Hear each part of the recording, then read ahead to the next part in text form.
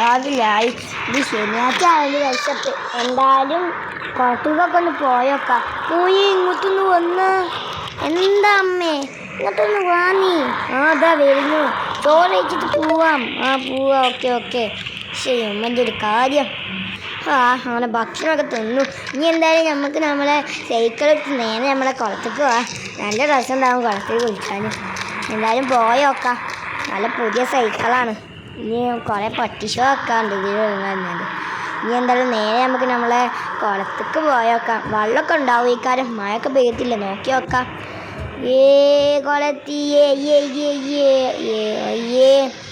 പക്ഷേ കുറച്ചൊരു വെള്ളം പോലെ ആകെ കുറച്ച് വെള്ളമുള്ളൂ. അത് കുളിച്ചാന്നും പറ്റില്ല. കാലിട്ട് മുക്കി വെക്കാൻ പറ്റില്ല.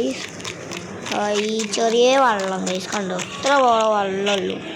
ഇനിയിപ്പോൾ എന്താ കാട്ടുക? ഒരു പെടുത്തൂല ഗൈസ്.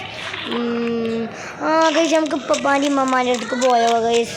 ഓരോരുത്തർക്കൊക്കെ കുറേ കാലമില്ല ഗൈസ്. അപ്പോൾ എന്തായാലും നമുക്ക് ഓരോരുത്തർക്കൊന്ന് പോയോ ഗൈസ്?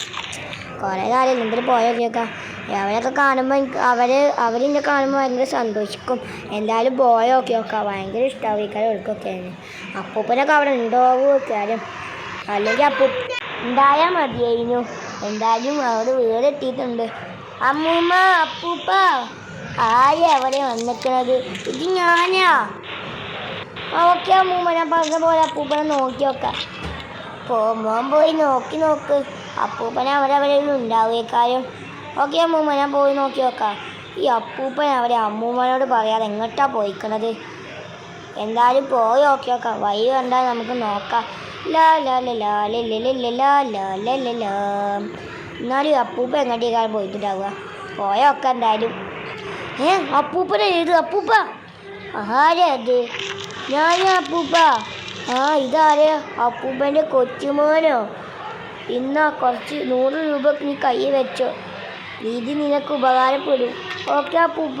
അപ്പൂപ്പനെ അമ്മൂമ്മ തിരക്കണുണ്ടായിരുന്നു. ഓക്കെ മോനെ, ഞാൻ എന്തായാലും പോയോക്കട്ടെ.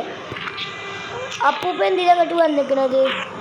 ഞാനിവിടെ ജോട്ടറി കാട്ടാൻ വന്നതാ മോനെ. ഓക്കെ അപ്പൂപ്പ, താങ്ക് യു. എന്തായാലും പൈസ നീ താങ്ക് യു. ഓക്കെ മോനെ, നീ പോയിക്കോ നീ വീട്ടിലേക്ക്.